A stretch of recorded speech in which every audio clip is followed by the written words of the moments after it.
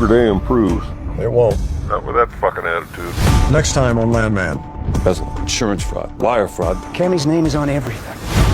I will not lose the company my husband started 8 weeks after taking it over. You don't know how this business works. You think you do, but you don't.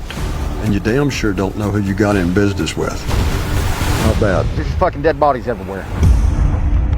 In the oil fields of West Texas, money talks, cartels whisper, and revenge pumps deeper than black gold. Tommy Norris lost his job. He lost his peace. Now the only thing he has left is fire. And when a man with nothing left to lose decides to strike back, the whole basin burns. The Permian Basin doesn't forgive, and it doesn't forget. It grinds men down into dust and drinks their blood like crude from a broken line. Tommy Norris stands at the center of it all, no longer the fixer, no longer the loyal company man who cleaned up everyone else's mess. That version of him died the day they pushed him out of his own empire. Now he watches the rigs pump under a bruised red sky and feels something colder than rage settle in his chest. This isn't about getting his job back. It isn't about proving he was right. It's about sending a message so loud that every billionaire, every cartel broker, every snake in a glass tower remembers his name before they close their eyes at night. Tommy built his legacy from dirt and handshake deals, from sweat on lease roads and nights spent studying contracts while others slept. He kept wolves away from MTech while Kammy counted profits and smiled for cameras. And when she called him cautious, called him weak, called him replaceable, she made the biggest mistake of her life. Because cautious men survive, and men who survive learn where to cut. Now MTech bleeds from 1,000 small wounds. Leases bought out from under them. Suppliers suddenly loyal to CTT. Inspectors sniffing around their books like hounds on fresh meat. Kammy still stands tall in public, still speaks about clean energy futures and expansion plays. But the cracks are there. Investors whisper, regulators circle, and somewhere in the shadows, Tommy moves pieces across a board nobody else can see. But revenge is never simple. The $44 million loan still hangs over CTT like a loaded gun. Galino may have stepped back into the dark, but cartel money never disappears. It waits. It watches. It finds new hands to hold it. Tommy knows this. He feels eyes on his rigs at night, strange trucks idling too long, phones that click before they go dead. The war isn't over. It's evolving. At home, the cost of it all sits heavy. Angela sees the lines deepening in his face, the sleep he never gets, the pills he pretends are for headaches. She asks him how much is enough. He never answers. Cooper burns hot, eager to prove he's ready to lead, pushing drills faster, chasing production numbers like trophies. Tommy sees himself in that fire, and it scares him more than any cartel threat, because fire spreads. Annesley watches from the edge, torn between fear and loyalty, unsure if her father is a hero or a storm about to swallow them all. And TL, old and sharp as ever, reminds Tommy that winning one battle doesn't end a war. You don't scare off snakes by cutting one head, he says. You either burn the nest or you learn to live with fangs at your throat. Tommy listens. He always listens. And what he hears now isn't just danger, it's opportunity. Because the basin is shifting. Big money is nervous. Cartels are fractured. Politicians are scrambling to protect their pockets. Chaos is a ladder, and Tommy has climbed worse. He starts tightening his circle, testing loyalty, pushing Cooper into harder decisions, letting the boy feel the weight of command. This isn't just about revenge anymore. It's about building something that can't be taken away with a signature and a press conference. Something rooted too deep to rip out. The dynasty begins in fire, and Tommy intends to control the flames. Still, late at night, when the rigs hum like distant thunder and the wind carries the smell of oil and dust, doubt creeps in. He remembers the rancher's fear, Ruiz bleeding out in the dirt, the noose swaying from his son's mirror. He tells himself it was necessary. He tells himself this is survival. But every step forward pulls him closer to a line he swore he'd never cross. And the basin is patient. It waits for men to cross lines, then it collects. Season 3 begins with the game reset, but deadlier than ever. MTech is wounded, but not dead. New players move in from the shadows, offering deals that sound too clean to be true. Federal agents keep old files open, just in case Tommy forgets who helped him flip the board. And somewhere beyond the lights of Midland, a new voice makes a quiet call, asking about the man who took down Galino and lived. Tommy Norris wanted payback. He got it. Now he wants control. But control in the oil patch is an illusion, and power always demands a price. The wells are pumping again, the checks are clearing, the family stands together. For a moment, it looks like victory. But in the Permian, victory is just the calm before the next explosion, and Tommy can feel it coming. Power in the Permian doesn't stay quiet for long. It shifts under your boots like loose gravel, and if you don't move fast, it buries you.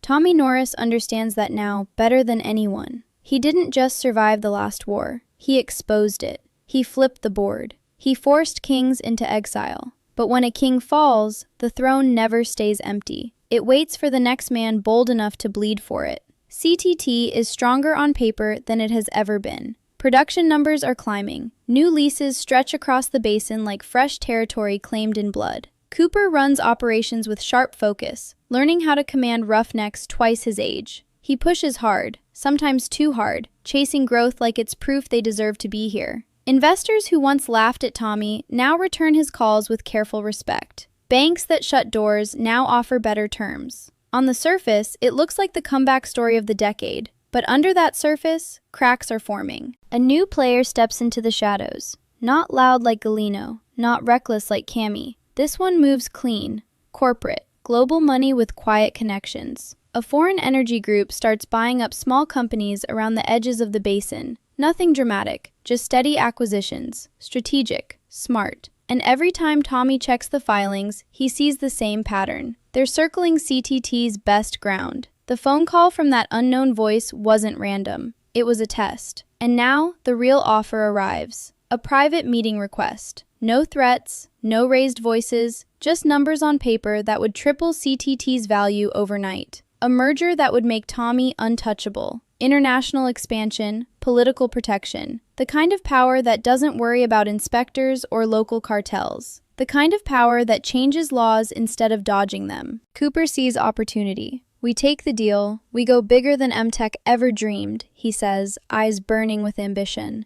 No more looking over our shoulder. TL isn't convinced. He's seen clean suits do dirtier damage than any gunman. Big money don't partner, he mutters. It swallows. Angela sees something else entirely. She sees her husband drifting further from the man he used to be. Every deal feels like another step away from peace. She doesn't say no. She just asks, when does it stop? Tommy doesn't answer right away, because the truth is, he feels the pull. For the first time, he isn't reacting. He's choosing. He can build the dynasty he talked about. He can make Norris a name that outlives him. He can turn revenge into legacy. But legacy comes with exposure. As talks begin quietly, pressure builds from another side. Kammy isn't gone. She's wounded. And wounded predators are the most dangerous. Federal investigations freeze parts of MTech, but she manages to hold on to enough influence to fight back. She leaks stories painting Tommy as cartel adjacent. She pushes regulators to re-examine CTT's past deals. Old contracts resurface. Old signatures. Old gray areas that looked harmless at the time. Inspectors show up again. Production slows. Costs rise. Suppliers start hesitating. Someone is squeezing from both ends. Then, a rig accident hits one of CTT's highest producing pads. Not catastrophic, but serious enough to draw headlines. Equipment failure. Or sabotage. No one knows. Rumors spread fast. Workers get nervous. Insurance investigators start asking sharp questions. Competitors circle like vultures waiting for weakness. Tommy stands in the middle of it all, calm on the outside, calculating inside. He knows this pattern. Create pressure, force a decision, make him desperate enough to accept the merger. He calls the foreign investors' bluff, delays the meeting, starts digging into their background. What he finds chills him. Shell companies layered over political donations, quiet ties to energy ministers overseas. A pattern of buying, gutting, and consolidating companies until founders are pushed out with golden handshakes and no real control. They don't want partnership, they want the basin. And Tommy is standing in the way. Meanwhile, Cooper starts taking risks to prove CTT doesn't need help. He greenlights a fast-track drilling project in a section that hasn't been fully surveyed. He wants a big strike, something undeniable, something that screams dominance. Tommy senses the desperation but lets it play out. He knows his son needs to learn where the edge is. The drill hits something all right. Not oil. Gas pressure spikes beyond projections. Equipment strains. Workers scramble. It takes hours to stabilize. No fatalities, but it's close. Too close. Tommy looks at Cooper after, sees the fear behind the anger. You can't force the ground to give you what it ain't ready to give, he says quietly. The lesson lands. That night, the burner phone buzzes again. Same calm voice, same measured tone. You're running out of time, Mr. Norris. Markets move quickly. Accidents happen. Regulators get curious. We can protect you from all that. Tommy steps outside, staring at the rigs glowing under the floodlights. He hears the hum of engines, the heartbeat of the empire he fought for. They pushed me once, he says into the phone. Ain't happening again. A pause. Then we become competitors. Click. The war shifts again. Not cartel violence, not public smear campaigns, corporate warfare, stock manipulation, political leverage, supply chain choke points, legal traps buried deep in contracts nobody reads twice. The Permian isn't just about roughnecks and lease roads anymore. It's global now. Tommy gathers his family in the trailer headquarters. No speeches, no shouting. They think we're small, he says. They think we're emotional. They think we're still fighting yesterday's war. He looks at Cooper. We fight smarter now. He looks at Angela. We protect what matters. He looks at TL. And we don't blink. Outside, another flare lights up the night sky. The bloody oil game didn't end with Galeno. It just leveled up. And Tommy Norris is about to learn that having nothing left to lose is powerful. But having everything to protect? That's deadly. The Permian doesn't explode all at once. It tightens first. Slow, silent, like a wire around your throat. After the call, after the threat dressed up as a business proposal, things start shifting in ways that don't make headlines. Fuel shipments arrive late. A critical drilling component gets lost in transit. Insurance premiums spike overnight with no clear reason. CTT isn't attacked in the open. It's being squeezed in the dark. Tommy sees it clearly now. This isn't about anger. It's about control. The foreign investors want dominance over the basin, and they don't care who they have to choke to get it. But they underestimate one thing. Tommy grew up in chokeholds. He starts countering quietly. He calls in favors he earned years ago. Old landowners who trust his word more than contracts. Small operators who hate corporate sharks circling their leases. He doesn't promise them riches. He promises them survival, independence, a future where decisions are made in West Texas, not in some glass tower overseas. The message spreads, and with it, loyalty hardens. Cooper steps into his role stronger now. The near blowout changed him. He walks the sites personally, talks to the crews, looks men in the eye. The roughnecks start seeing him not as the boss's son, but as a leader forged in the same dust. That matters in the oil patch. Respect isn't inherited. It's earned in sweat and close calls. But pressure keeps rising. Kammy resurfaces with a new angle. She appears on financial news, calm and sharp as ever. She talks about stability concerns in independent operators, about the need for responsible consolidation in volatile markets. She never says Tommy's name. She doesn't have to. Investors start hesitating again. A rumor hits the wires that CTT's debt restructuring may not hold under federal scrutiny. The $44 million may be gone on paper, but the paper trail is long, and someone is feeding regulators fresh interest. Angela feels the walls closing in before anyone says it out loud. She watches Tommy, sleeping less, eating less, pacing at night like a caged animal. She confronts him quietly. This isn't revenge anymore, she says. It's obsession. Tommy doesn't snap,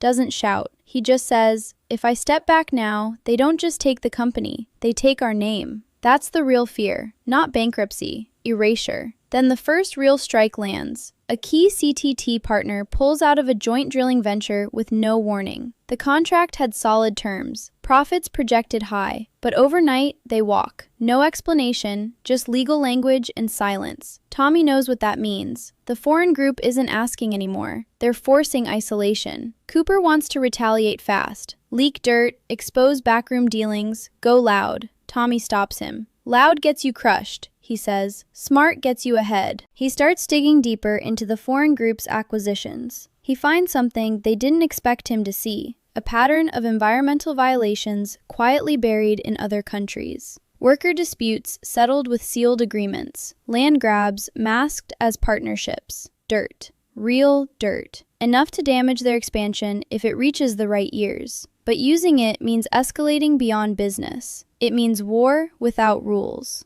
At the same time, something more personal happens. Anansley receives a message. Not a threat, not exactly. Just a photo of her walking across campus, taken from a distance. No words attached. The message is clear enough. The fight is no longer contained to the basin. Tommy's blood runs cold when he sees it. This is the line. You can attack his company, you can attack his name, but you do not circle his children. He calls the number back. No answer. Burner. He doesn't rage, he doesn't panic. He becomes still. The next day, he accepts the meeting with the foreign investors. Not in their city, in his. They arrive polished and composed. Suits sharp, smiles controlled. They speak about growth, synergy, shared futures. They act like equals. Tommy listens. Then he slides a folder across the table. Photos, documents, international reports. Enough to suggest that if CTT falls, so does their clean public image. The lead investor studies him carefully. "You're more dangerous than we were told,"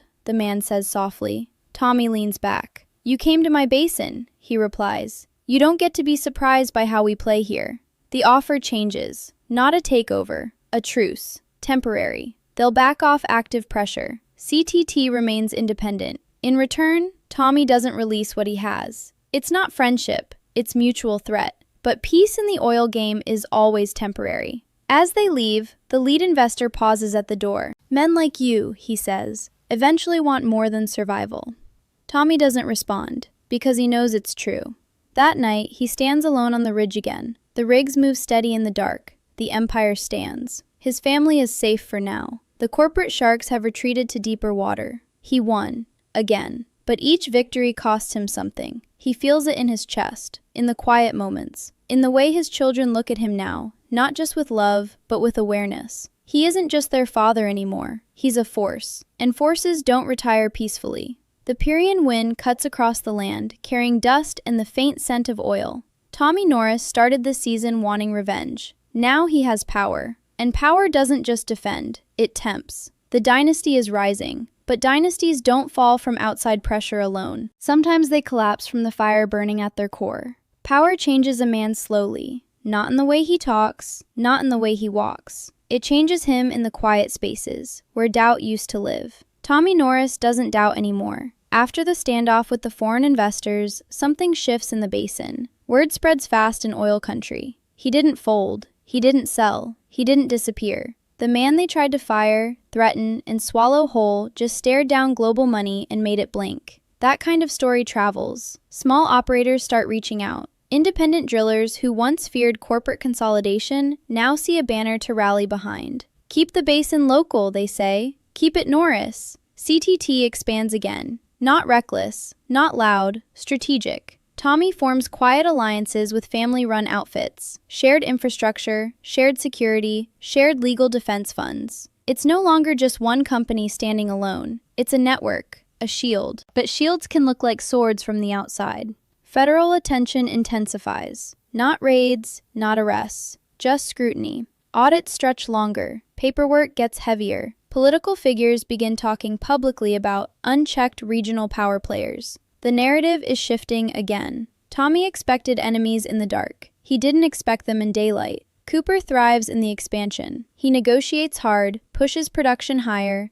earns respect in boardrooms and on rig floors alike. He feels unstoppable. The near disaster earlier in the season hardened him. Now he moves with confidence that borders on dangerous. Ariana sees it first. "You're starting to sound like him," she tells Cooper one night. He doesn't take it as an insult. That worries her more. Meanwhile, Kammy makes one final move. Not through media, not through regulators, through politics. She aligns herself with a powerful senator pushing new environmental compliance laws aimed directly at mid-sized operators. The language is technical, but the impact is clear. CTT's expansion could be stalled indefinitely. Permits delayed, drilling capped, costs multiplied. On camera, Kammy speaks about responsibility and the future. Off camera, she smiles. Tommy studies the bill carefully. It's crafted too precisely. Someone with deep basin knowledge helped shape it. He doesn't rage, he adapts. If they want to tighten regulations, he'll beat them at their own game. He hires the best environmental engineers money can buy, upgrades equipment, implements safety protocols beyond requirement, makes CTT cleaner than the corporations criticizing him. It costs millions, but it flips the narrative. Suddenly, CTT isn't the reckless independent, it's the model operator. The senator's office grows quiet. Kammy's leverage weakens, but pressure inside the family builds. Angela feels the weight of constant vigilance. Security details, background checks on new hires, cameras on the house. She misses the simplicity they once had. Before empires, before threats. She confronts Tommy again, this time harder. Is there ever going to be enough? She asks. He pauses longer than before, because deep down, he knows the truth. Enough stopped being about money a long time ago. It's about control now. About ensuring no one can ever hang a noose on his son's truck again. No one can send photos of his daughter from the shadows. No one can erase the Norris name with a press release.